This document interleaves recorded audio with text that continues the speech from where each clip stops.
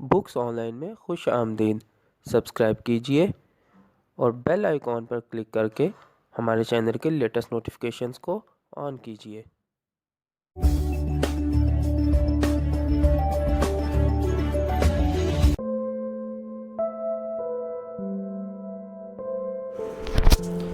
अऊज़ु बिल्लाहि मिनश्शैतानिर्रजीम। बिस्मिल्लाहिर्रहमानिर्रहीम। अस्सलामु अलैकुम सामीन। आज हम कुदरतुल्लाह शहाब की किताब शहाब नामा के 52वें हिस्से का आगाज़ करेंगे। इस वक्त हम इस किताब का जो बाब पढ़ रहे हैं उसका नाम है गवर्नर जनरल चौधरी गुलाम मोहम्मद। आज हम इस किताब का सफ़ा नंबर 444 से आगाज़ करेंगे। आइए शुरू करते हैं। काबीना के वज़ीर, गैर मुल्की सफ़ीर और दूसरे मुलाकाती जब गवर्नर जनरल से मिलने आते थे तो उन्हें मिस्टर गुलाम मोहम्मद की गुफ्तगू समझने में बड़ी दुश्वारी पेश आती थी। ऐसे मौक़ों पर कोई एडीएस या मिस बोरेल या मैं मौका पर मौजूद होकर तर्जुमानी के फ़राइज़ अदा किया करते थे। एक बार मिस्र के सदर जमाल अब्दुल नासिर किसी दौरे पर जाते हुए एक रात के लिए कराची में रुके। उन्हें गवर्नर जनरल हाउस में मेहमान ठहराया गया। रात को उनके अज़ाज़ में अशाइया था। डिनर से पहले दोनों साहिबान कुछ देर के लिए एक दूसरे से मिले तो उनके दरमियान अंग्रेज़ी में गुफ्तगू होने लगी। बातचीत का आगाज़ इस तरह हुआ। मिस्टर गुलाम मोहम्मद, पिछले साल मैं बड़ा शदीद बीमार हुआ था। सदर नासिर कुछ न समझे बल्कि ये कयास किया कि रस्म के मुताबिक वो उनकी खैरियत दरियाफ्त कर रहे हैं। Yes excellency, good, very good. Mister गुलाम मोहम्मद, मैं इतना सख्त बीमार हो गया था कि मरने के करीब था। सदर Nasir, yes excellency, good, very good. उस मरहले पर हमारे अमले का एक आदमी वहाँ पहुँच गया और उसने तर्जुमानी का फरीज़ा संभाल कर सूरत हाल को मज़ीद पेचीदगी से बचा लिया।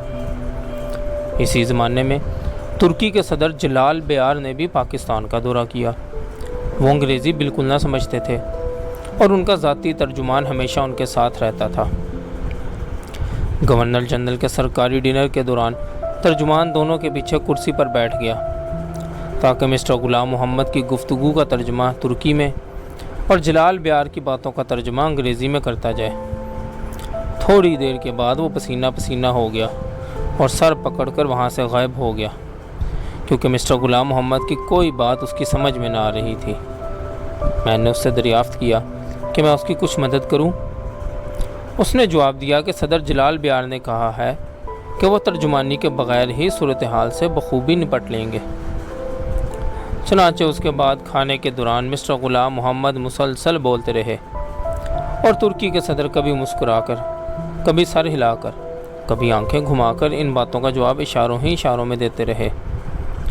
खाने की मेज़ पर दो सरबराहान मुमलिकत के दरमियान इस कदर तवील यकतरफ़ा मुकालमा और कहीं नहीं हुआ होगा।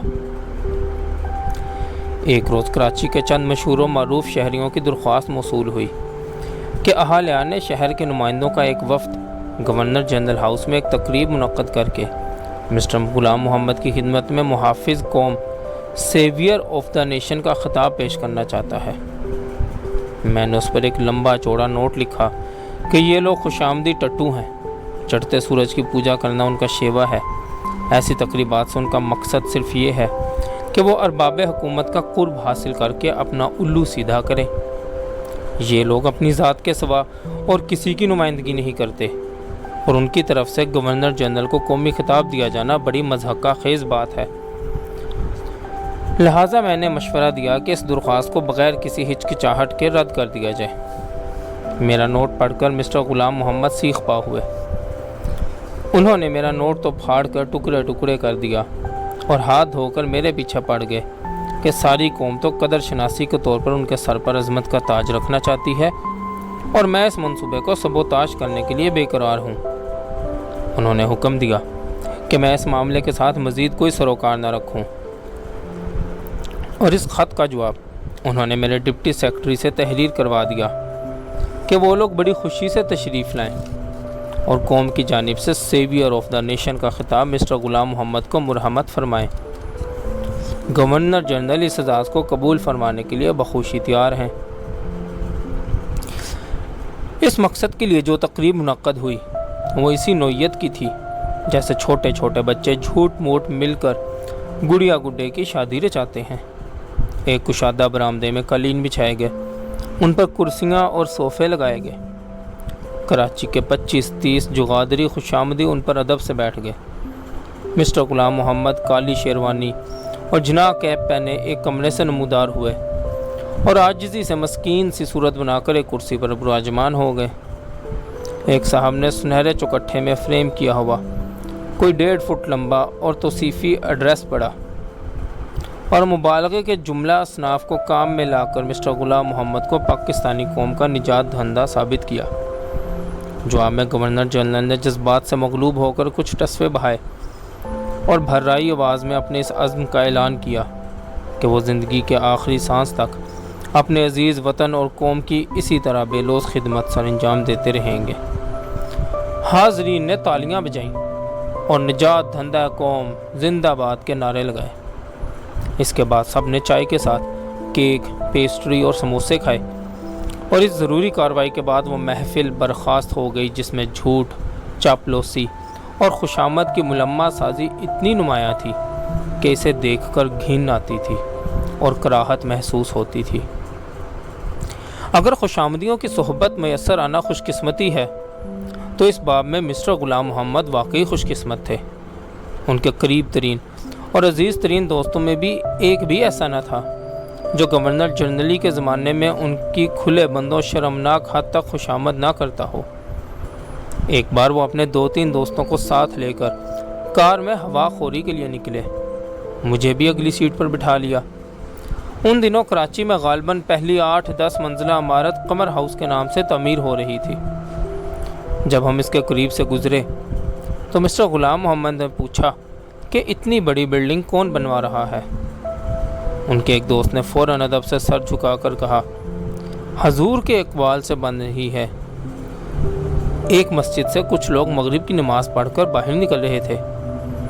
دوسرے دوست نے گورنر جنرل کی توجہ ان کی طرف منعطف کروائی اور کہا، حضور کے اقبال سے آج کل مسجدیں خوب آباد ہیں، اتنے نمازی پہلے کبھی دیکھنے میں نہیں آئے، سب آپ کی برکت سے ہے۔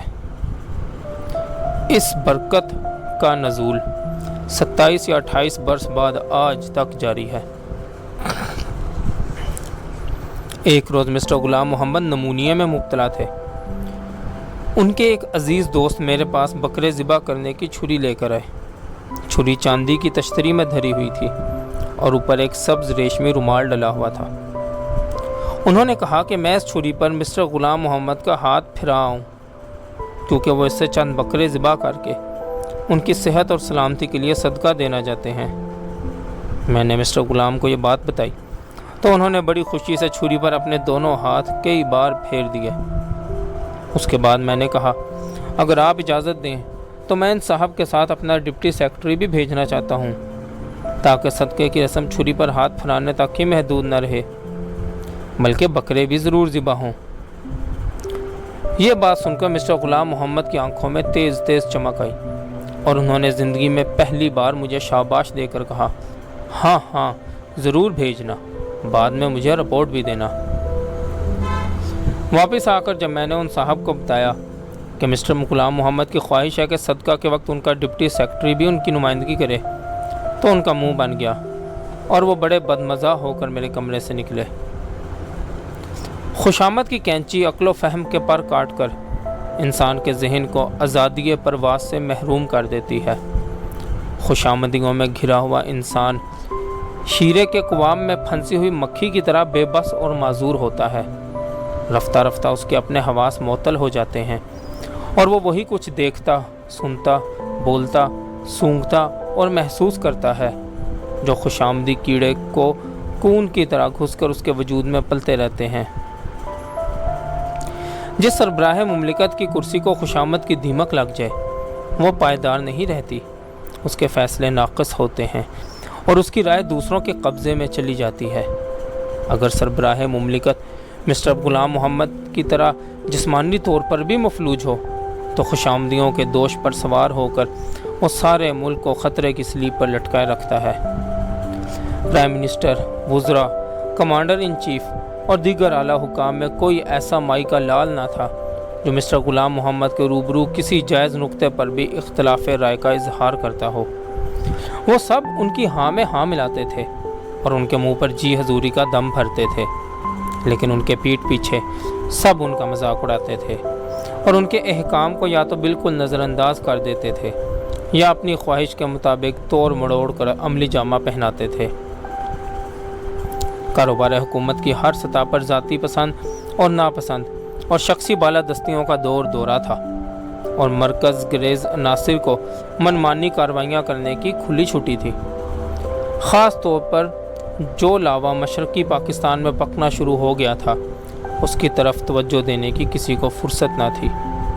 1954 کے انتخابات نے مشرقی پاکستان میں سیاست کو ایک نئے رخ اور ایک نئی توانائی کو جنم دیا تھا، اور اس کے مقابلے میں گورنر جنرل نے مرکز میں کٹ پتلیوں کا جو کھیل رچا رکھا تھا اس کی حیثیت قرون وسطیٰ کے رنگ میں رنگے ہوئے کسی رجواڑے سے مختلف نہ تھی۔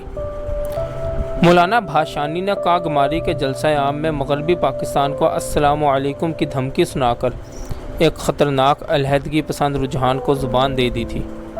مسٹر غلام محمد کی صدارت میں نت روز مرکزی کابینہ کے اجلاس ہوتے رہتے تھے، لیکن ایسا اجلاس کبھی نہ ہوا تھا جس میں مشرقی پاکستان کی نئی صورتحال کا سنجیدگی کے ساتھ سیاسی تجزیہ کیا جائے۔ کابینہ کا اجتماعی ذہن نوکر شاہی کی لکیر کا فقیر تھا۔ وہ مشرقی پاکستان میں ابھرتی ہوئی نئی سیاست کا جواب سیاست سے دینے کی اہلیت نہ رکھتے تھے۔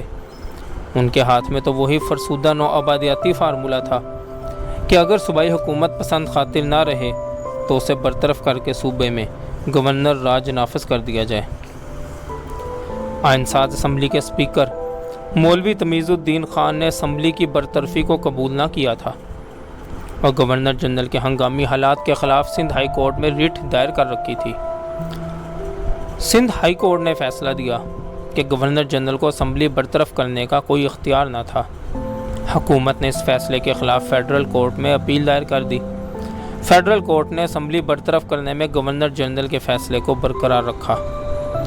اس کے بعد ایک طویل قانونی کشمکش کا آغاز ہوا جس کے دوران میں گورنر جنرل نے ایک ایمرجنسی پاورز آرڈیننس جاری کر کے کئی نئے اختیارات اپنے قبضے میں لے لیے۔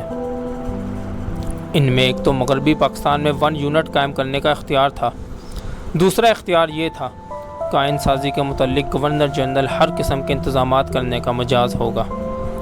دراصل مسٹر غلام محمد کا ارادہ یہ تھا کہ وہ آئین ساز اسمبلی کی جگہ اپنی مرضی کے کچھ لوگوں کو نامزد کر کے ایک کنسٹیٹیوئنٹ کنونشن قائم کریں اور اس سے آئین سازی کا کام لیں۔ یہ اختیار اسی ارادے کو عملی جامہ پہنانے کے لیے حاصل کیا گیا تھا۔ اپنے ان اقدامات کے لیے قانونی آڑ حاصل کرنے کی نیت سے گورنر جنرل نے فیڈرل کورٹ کو ایک ریفرنس پیش کی کہ وہ اسمبلی کی برطرفی سے پیدا ہونے والی صورتحال کا جائزہ لے کر اس کے عوامل و عواقب کے متعلق انہیں اپنا مشورہ دے۔ مولوی تمیز الدین کیس، یوسف پٹیل کیس اور گورنر جنرل کے ریفرنس کے نتیجے کے طور پر فیڈرل کورٹ نے جو فیصلے دیے وہ پاکستان کی تاریخ میں بڑی اہمیت کے حامل ہیں۔ اول، اسمبلی کو برطرف کرنے کے لیے گورنر جنرل کا اختیار تسلیم کر لیا گیا۔ دوئم، گورنر جنرل کا یہ اختیار تسلیم نہ کیا گیا کہ وہ نامزد لوگوں کا کنونشن قائم کر کے آئین سازی کا کام اس کے سپرد کر دے، بلکہ عدالت نے اسے مشورہ دیا کہ وہ فوراً برطرف شدہ اسمبلی کی جگہ اسی طرز کی کئی نئی اسمبلی قائم کرنے کے لیے انتخابات منعقد کرے۔ سوئم، بہت سے ایسے قوانین تھے جو پچھلی اسمبلی کی طرف سے ابھی باضابطہ طور پر نافذ نہ ہوئے تھے۔ اسمبلی کی برطرفی کے بعد گورنر جنرل نے ایک آرڈیننس کے ذریعے ان کی توثیق کر دی تھی۔ فیڈرل کورٹ نے کہا کہ عبوری دور تک تو یہ توثیق کام آ سکتی ہے، لیکن جب نئی اسمبلی قائم ہو تو وہ ان قوانین کی باضابطہ منظوری دے۔ ان فیصلوں کے پیچھے نظریہ ضرورت کی روح کا فرما تھی۔ ریفرنس میں چیف جسٹس نے خود لکھا ہے، "We have come to the brink of a chasm with only 3 alternatives before us. Number 1, to turn back the way we came by. Number 2, to cross the gap by a legal bridge. Number 3, to hurtle into the chasm beyond any hope of rescue. Federal Court of Pakistan report on the special reference made by His Excellency the Governor General of Pakistan, Lahore, 1955, paragraph 2. ہم ایک خندق کے کنارے آ پہنچے ہیں جہاں ہمارے سامنے صرف 3 راستے ہیں. ایک، جس راہ سے ہم یہاں تک آئے ہیں اسی راہ واپس مڑ جائیں. 2، خندق پر ایک قانونی پل تعمیر کر کے اسے عبور کر لیں. 3، خندق میں چھلانگ لگا کر تباہی کا شکار ہو جائیں. فیڈرل کورٹ نے مسٹر غلام محمد کی کھودی ہوئی اس خندق پر جو قانونی پل تعمیر کیا وہ لا آف نیسیسٹی، قانون ضرورت کے ستون پر کھڑا کیا گیا تھا. قانون کی یہ شاخ ہمارے امور سلطنت میں پہلی بار 1955 میں داخل ہوئی اور 20-25 برس میں پھل پھول کر یہ ایسا تنومند درخت بن گئی جس کے سائے کے نیچے دب کر بہت سے دوسرے قوانین کی باڑ ماری گئی تھی. جس زمانے میں یہ ریفرنس فیڈرل کورٹ کے زیر غور تھا، میں نے دیکھا کہ میرا ڈپٹی سیکرٹری فرخ امین ہر دوسرے تیسرے روز مجھے بتائے بغیر لاہور آ جا رہا ہے. ایک روز میں نے اسے ڈانٹا کہ میری اجازت کے بغیر وہ اتنی بار لاہور کیوں آتا جاتا ہے. اس نے صاف گوئی سے کام لے کر مجھے بتایا کہ وہ گورنر جنرل کا کوئی خفیہ پیغام کوڈ ورڈز کی صورت میں چیف جسٹس مسٹر منیر کے پاس لے جاتا ہے اور وہاں سے اسے اسی طرح کوڈ الفاظ میں چیف جسٹس کا پیغام گورنر جنرل کو لا کر دے دیتا ہے. فرخ امین نے مزید بتایا کہ غلام محمد صاحب کا تاکیدی حکم تھا کہ وہ یہ بات کسی کو ہرگز نہ بتائے. مجھے معلوم نہیں کہ گورنر جنرل اور فیڈرل چیف جسٹس کے مابین اس خفیہ پیغام رسانی کی کیا نوعیت تھی، اور نہ یہ وثوق ہی سے کہا جا سکتا ہے کہ اس باہمی خفیہ پیغام رسانی نے فیڈرل کورٹ کے فیصلے پر کوئی اثر ڈالا بھی تھا یا نہیں. البتہ اس میں کوئی شبہ نہیں کہ ایسے موقع پر مملکت کے سربراہ اور عدلیہ کے سربراہ کا آپس میں خفیہ رابطہ قائم کرنا دونوں کو زیب نہ دیتا تھا. خدا کر کے مسٹر غلام محمد نے کسی قدر بیزاری سے فیڈرل کورٹ کا مشورہ تسلیم کر لیا اور ایک آرڈیننس کے ذریعے نئی آئین ساز اسمبلی قائم کرنے کا فیصلہ ہو گیا. جس روز آرڈیننس تیار ہو رہا تھا، مسٹر غلام محمد نے مجھے حکم دیا کہ جس وقت بھی کاغذات مکمل ہو کر آ جائیں میں فوراً ان سے دستخط کروا لوں. اگر وہ سوئے ہوئے بھی ہوں تب بھی انہیں جگا کر دستخط لے لیے جائیں. میں اپنے دفتر میں بیٹھا انتظار کرتا رہا. سارے کاغذات آدھی رات کے قریب موصول ہوئے. میں انہیں لے کر مسٹر غلام محمد کے بیڈ روم میں گیا. وہ اپنے بستر پر گہری نیند سوئے ہوئے تھے. اس وقت ان کی قوت ارادی کا ڈائنمو بند تھا اور ان کا جسم بوسیدہ ہڈیوں کے ڈھانچے کی طرح پلنگ پر بکھرا ہوا تھا، جیسے کسی پرانی قبر نے اپنے مردے کو اگل کر باہر پھینک دیا ہو. میں نے ان کے ذاتی ملازم کی مدد سے بڑی مشکل کے ساتھ انہیں جگایا. بیداری کی لہر ان کے تن بدن میں اس طرح رک رک کر ٹھہر کر داخل ہوئی جیسے بہت سی چونٹیاں روٹی کے ٹکڑے کو گھسیٹ کر دیوار پر چڑھاتی ہیں اور وہ بار بار ان کی گرفت سے پھسل کر نیچے گرتا رہتا ہے. مسٹر غلام محمد کافی دیر تک اپنی پیلی آنکھیں جھپکا کر خلا میں گھورتے رہے. پھر اچانک انہوں نے مجھے پہچانا اور اس کے ساتھ ہی وہ فوراً گورنر جنرل کے سنگھاسن پر براجمان ہو گئے. پہلے انہوں نے وزارت قانون کو کچھ جلی کٹی سنائی جو اتنی سست رفتاری سے کام کرتے ہیں کہ سربراہ مملکت چین کی نیند بھی نہیں سو سکتا. پھر انہوں نے کاغذات پر دستخط کیے اور چائے کے ساتھ انڈے کا حلوہ تیار کرنے کا آرڈر دیا. یہ اس بات کی علامت تھی کہ اب سٹاف کے کچھ اور افراد کو بھی حاضری کا حکم دیا جائے. اس کے بعد یہ محفل صبح 3-4 بجے اس وقت برخاست ہوئی جب انہیں نیند آور ٹیکا لگا کر دوبارہ سلا دیا جائے گا. میرے پاس دستخط شدہ کاغذات وزارت قانون میں واپس پہنچانے کا بہانہ موجود تھا. میں نے اسے کامیابی سے استعمال کیا اور وہاں سے کھسک کر گھر آ گیا. اسی عرصہ میں مرکزی کابینہ میں بھی 2 بڑی اہمیت کے مالک نئے چہرے داخل ہو چکے تھے. ایک تو صوبہ سرحد کے مشہور کانگریسی لیڈر ڈاکٹر خان صاحب تھے. وہ منسٹر آف کمیونیکیشنز بنے. دوسرے مسٹر حسین شہید سہروردی تھے جن کے سپرد وزارت قانون ہوئی. ڈاکٹر خان صاحب کی جنرل سکندر مرزا سے ذاتی دوستی تھی۔ اس دوستی کی ابتدا اس وقت ہوئی جب سکندر مرزا صاحب پشاور کے ڈپٹی کمشنر تھے۔ سنی سنائی روایت ہے کہ ایک بار کانگریسی لیڈر جلوس کی قیادت کر رہے تھے۔ سکندر مرزا نے جلوس منتشر کرنے کے لیے کوئی پولیس طلب نہ کی، بلکہ اس کے خیر مقدم کے لیے جگہ جگہ ٹھنڈے شربت کی سبیلیں قائم کر دیں۔ ہر سبیل پر جلوس والوں کو بڑے اتفاق سے شربت پیش کیا جاتا تھا۔ گرمی کے دن تھے، کانگریسوں نے بڑے شوق سے شربت پیا جس میں جمال گوٹا ملایا ہوا تھا۔ کچھ دیر کے بعد سب کے پیٹ میں ایسا مڑوڑ اٹھا کہ ہزاروں کا جلوس آن کی آن میں منتشر ہو گیا۔ جب ڈاکٹر خان صاحب مرکزی کابینہ میں شامل ہو گئے تو ایک روز جنرل سکندر مرزا نے چند افسروں کو برسبیل تذکرہ یہ نصیحت بھی کی کہ ڈاکٹر خان صاحب کو خوش رکھنے کا خاص خیال رکھا کرو۔ اس شخص نے ساری عمر جیل کی ہوا کھائی ہے یا پولیس کے ڈنڈے کھائے ہیں۔ ہم اسے بڑی مشکل سے گھیر گھار کر حکومت میں لائے ہیں۔ اب اسے گڈ لائف کا ایسا چسکا لگاؤ کہ وہ اس پنجرے سے باہر نہ نکل سکے۔ مسٹر سہروردی کہنے کو تو وزیر قانون تھے، لیکن دراصل ان کی نظر وزارت عظمیٰ پر تھی۔ وہ پرائم منسٹر محمد علی بوگرا کو ناقابل توجہ سمجھ کر ان کے ساتھ کج خلقی سے پیش آتے تھے اور کابینہ کی میٹنگ میں اکثر ان کی سبکی کرتے رہتے تھے۔ ایک بار کابینہ کے اجلاس میں وزیر اعظم کسی مسئلے کی وضاحت کر رہے تھے۔ مسٹر سہروردی نے اپنی لا تعلقی اور بے التفاتی کا اظہار کرنے کے لیے اپنے بیگ سے بیٹری سے چلنے والا شیور نکالا اور وہیں بیٹھے داڑھی موننے میں مصروف ہو گئے۔ البتہ ایک راز انہوں نے بہت اچھی طرح پا لیا تھا، وہ یہ کہ جس طرز کا نظام حکومت اس وقت ملک میں رائج تھا، اس میں عروج حاصل کرنے کے لیے گورنر جنرل کی خوشنودی حاصل کرنا لازمی ہے۔ چنانچہ وہ اس کے لیے حسب توفیق ہاتھ پاؤں مارتے رہتے تھے۔ انہیں فوٹوگرافی کا بہت شوق تھا۔ وہ ساکت اور متحرک تصویریں کھینچنے کے کیمرے کندھے سے لٹکائے مختلف تقاریب میں مسٹر غلام محمد کی تصویر کشی میں نمایاں رہنے کی کوشش میں لگے رہتے تھے۔ اس کے علاوہ وہ گورنر جنرل ہاؤس میں بھی بہت آنے جانے لگے تھے۔ ہر مرتبہ آنے کا مقصد گورنر جنرل سے ملاقات کرنا نہ ہوتا تھا، بلکہ وہ مس بورل کے کمرے میں بیٹھ کر کافی وقت خوش گپیوں میں گزارا کرتے تھے۔ مسٹر غلام محمد کی طرح مسٹر سہروردی بھی خوبصورت عورتوں کی محفل کے شوقین تھے۔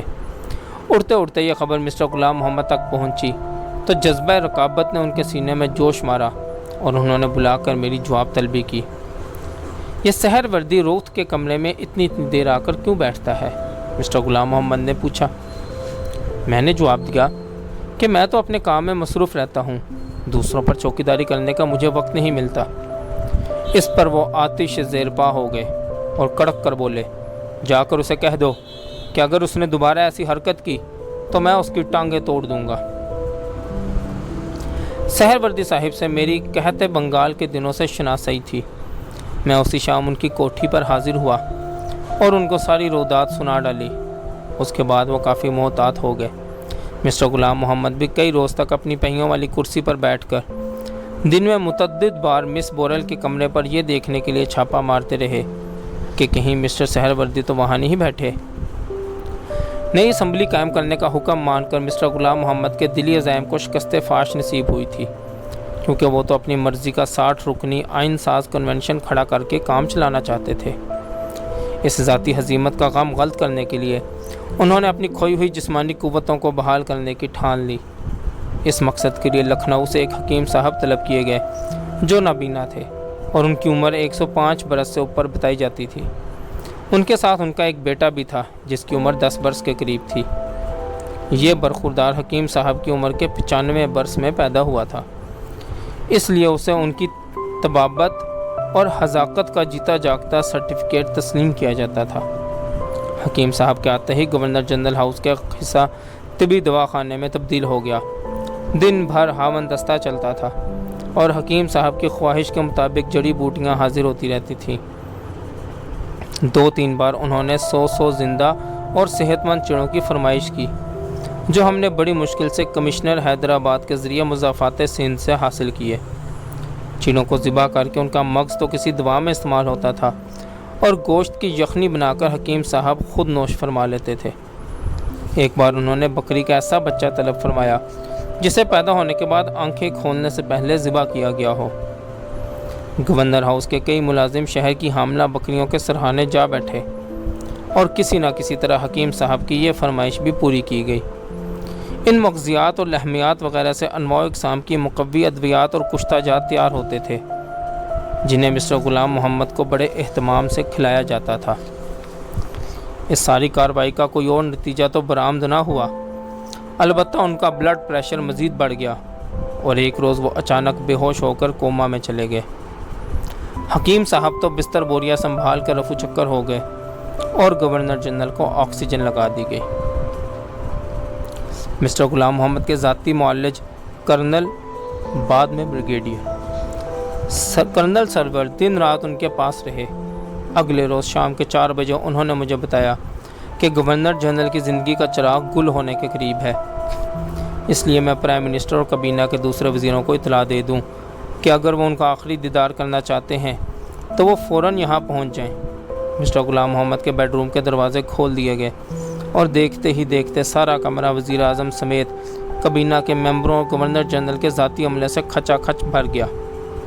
وزیر دفاع اور کمانڈر ان چیف جنرل محمد ایوب خان فوجی وردی میں ملبوس تھے۔ انہوں نے بستر کے پاس کھڑے ہو کر گورنر جنرل کو الوداعی سلیوٹ کیا اور ان کی مداح میں چند فقرے کہے۔ ان کی دیکھا دیکھی چند دوسرے وزیر بھی اسی قسم کی تقریریں کرنے کے لیے پر توڑ رہے تھے کہ یکایک مسٹر غلام محمد کے منہ پر لگے ہوئے آکسیجن ماسک میں کچھ جنبش سی ہوئی، پھر ایک ہاتھ ہلا، پھر دوسرا ہاتھ ہلا اور کرنل سرور نے بڑی خوشی سے اعلان کیا کہ گورنر جنرل ہوش میں آ رہے ہیں۔ یہ سنتے ہی ساری کی ساری کیبنٹ سر پر پاؤں رکھ کر وہاں سے بھاگ گئی اور تھوڑی دیر کے بعد مسٹر غلام محمد تکیوں کے سہارے بیٹھے چائے اور کسٹرڈ پڈنگ نوش فرما رہے تھے اور ساتھ ہی اپنے سٹاف کے ایک ایک فرد کو الگ الگ بلا کر تحقیق فرما رہے تھے کہ ان کی بے ہوشی کے دوران کون شخص کتنا خوش تھا اور کون کتنا غمگین۔ اس کے بعد مسٹر غلام محمد پر پے در پے نئی بیماریوں کے حملے شروع ہو گئے، کبھی تیز بخار، کبھی نمونیا، کبھی پلورسی، کبھی بلڈ پریشر۔ 2-4 ہفتوں کے اندر اندر وہ بستر کے ساتھ چپک کر رہ گئے۔ اب فیصلہ ہوا کہ انہیں علاج کی خاطر زیورچ بھیج دیا جائے۔ ایک سپر کانسٹلیشن ہوائی جہاز چارٹر کیا گیا اور مسٹر غلام محمد کو اسٹریچر پر لٹا کر خفیہ طور پر جہاز میں پہنچا دیا گیا۔ پرائم منسٹر محمد علی بوگرا دوسرے چند وزیروں کے ساتھ میرے پاس آئے اور کہا کہ میں گورنر جنرل کی کار میں مسٹر غلام محمد کا روپ دھار کر ایئرپورٹ تک چلوں۔ مجھے یہ تجویز بڑی بے تکی اور مضحکہ خیز محسوس ہوئی اور میں نے یہ سوانگ رچانے سے صاف انکار کر دیا۔ اول تو مسٹر غلام محمد کی شکل و صورت کے ساتھ میری کوئی مشابہت نہ تھی، دوسروں نے پہلے ہی خاموشی سے ہوائی جہاز میں پہنچا دیا گیا تھا اور اب ان کی روانگی کا نقلی جلوس نکالنے کی بالکل کوئی ضرورت نہ تھی۔ لیکن وزیر اعظم اور ان کے رفقا ہاتھ دھو کر میرے پیچھے پڑ گئے اور جب حکومت کا سربراہ اس قسم کا اہم کانہ حکم صادر کرے تو سرکاری ملازم صرف احتجاج کر سکتا ہے، انکار نہیں کر سکتا۔ چنانچہ مجبور ہو کر میں نے کالا چشمہ لگا کر سیاہ رنگ کی جناح کیپ پہنی اور گورنر جنرل کی کار میں مسٹر غلام محمد کے انداز میں سکڑ کر بیٹھ گیا۔ ایک اے ڈی سی میرے ساتھ اور دوسرا اگلی سیٹ پر بیٹھا۔ کار پر ایک طرف گورنر جنرل کا فلیگ اور دوسری طرف پاکستان کا پرچم لگا دیے گئے۔ ہمارے دائیں بائیں آگے پیچھے موٹر سائیکل سوار فوجیوں کا دستہ تھا، پھر سیکورٹی پولیس کی گاڑیاں تھیں، اس کے بعد وزیر اعظم کی کار تھی، ان کے پیچھے دوسرے وزیروں اور افسروں کی گاڑیاں تھیں۔ ہمارا یہ قافلہ بڑی شان و شوکت سے روانہ ہوا، لیکن راستے بھر کسی نے اس کا کبھی نوٹس نہ لیا، کیونکہ پولیس والوں کی مہربانی سے ایئرپورٹ تک ساری سڑک سنسان پڑی تھی۔ سارے راستے مجھے یہی خیال آتا رہا کہ اس وقت ہم سب لوگ مل جل کر گورنر جنرل کے فلیگ اور پاکستانی پرچم کی جی بھر کر بے حرمتی کر رہے ہیں۔ ایئرپورٹ پر زیورچ جانے والا جہاز ہینگر کے اندر کھڑا تھا۔ وزیر قانون مسٹر سہر وردی اپنے کیمروں سے لیس اس کے آس پاس منڈلا رہے تھے۔ ابھی تک انہیں یہ معلوم نہ تھا کہ مسٹر غلام محمد جہاز کے اندر پہنچا دیے گئے ہیں۔ جب ہمارا جلوس وہاں پہنچا تو وہ بڑے شوق سے گورنر جنرل کی مخصوص کار کی طرف لپکے اور رکتے ہی اس کا دروازہ بڑے احترام سے کھولا۔ کار سے مسٹر غلام محمد کی جگہ جب میں برآمد ہوا تو مسٹر سہر وردی ہکا بکا رہ گئے انہوں نے حیرت سے پوچھا، یہ کیا تماشا ہے؟ میں نے انہیں سارا ماجرا سنایا تو مسٹر غلام محمد سے ملاقات کرنے ہوائی جہاز کی طرف لپکے، لیکن کرنل سرور نے انہیں یہ کہہ کر روک دیا کہ گورنر جنرل اس وقت کوما میں ہیں۔ زورچ کے کلینک میں علاج معالجے کے بعد ان کی طبیعت کچھ سنبھلی تو ایک روز وہ پکنک منانے ایک پرفضا مقام پر گئے۔ لنچ کے وقت ایک ریستوران میں سٹاف کو الگ میز پر بٹھایا گیا اور مسٹر غلام محمد مس بورل اور اس کی والدہ کے ساتھ علیحدہ ٹیبل پر بیٹھے۔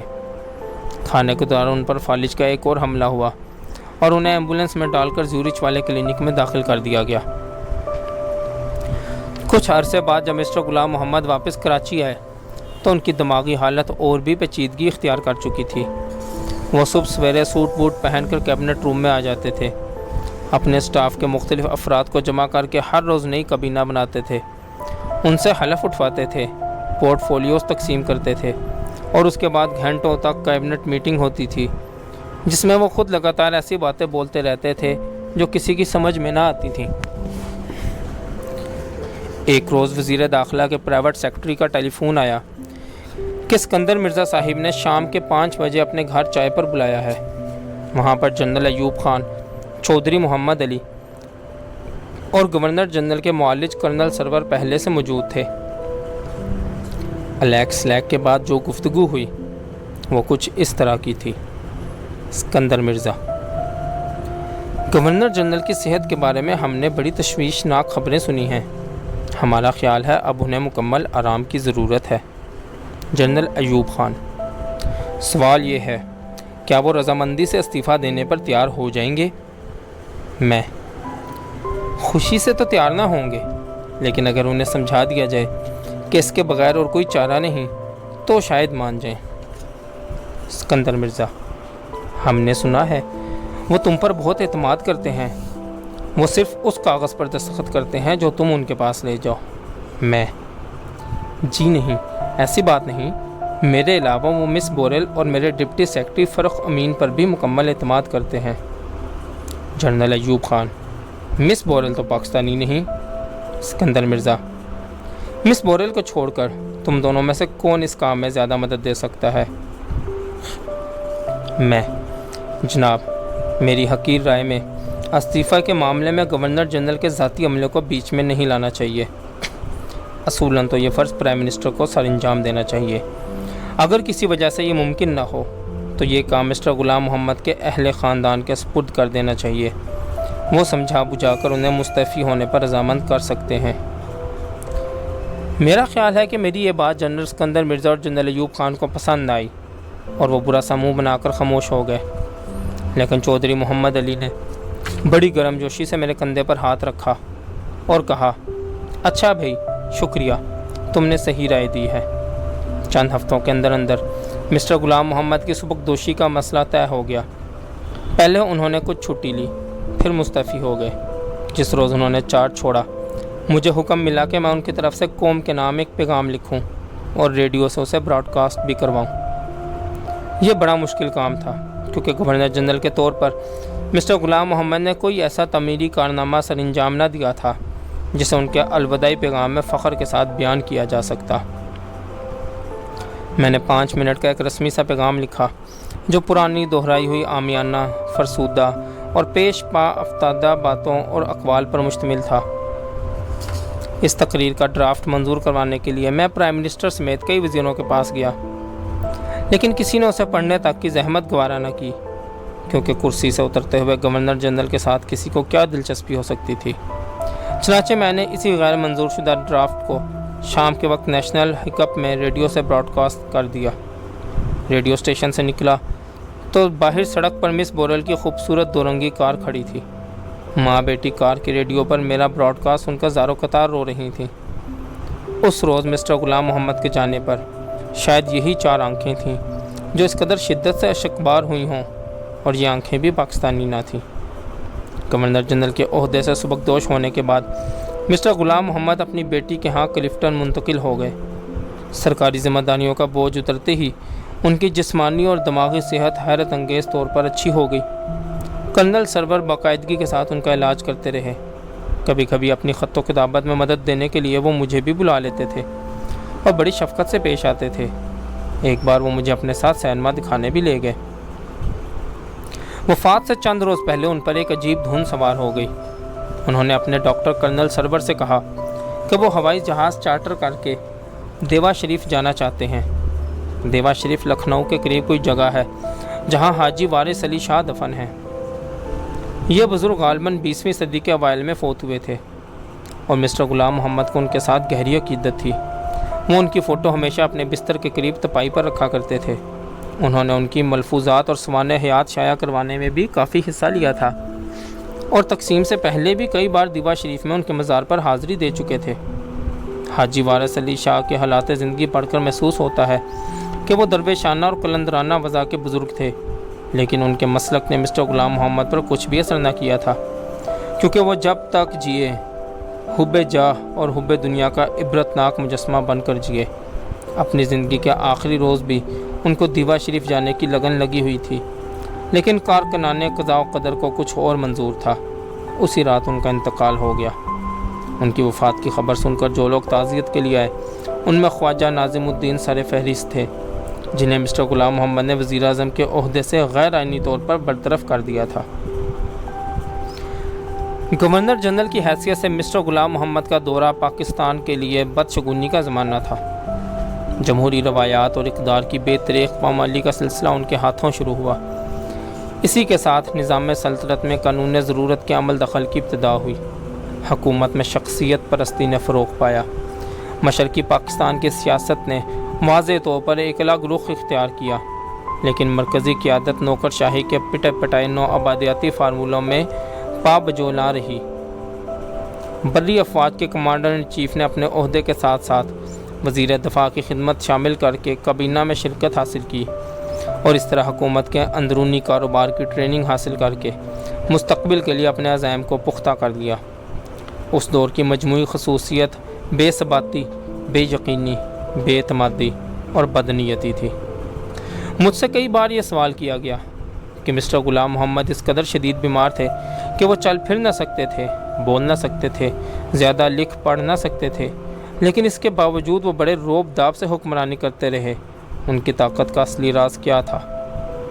اس سوال کے دو جواب ہیں۔ ایک جواب یہ ہے کہ مسٹر غلام محمد کی طاقت کا سر چشمہ سیاستدانوں کی کمزوری تھی۔ اس کے علاوہ دوسرا جواب یہ بھی ہے کہ جنرل اسکندر مرزا کی شہ پر مسٹر غلام محمد کو commander in chief Ayub Khan کی پشت پناہی بھی حاصل تھی، جو نظر نہ آنے والی روشنائی سے لکھی ہوئی تھی۔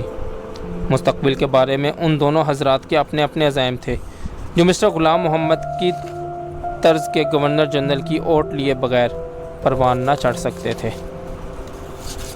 باقی انشاءاللہ اگلی ویڈیو میں۔ جزاک اللہ خیر۔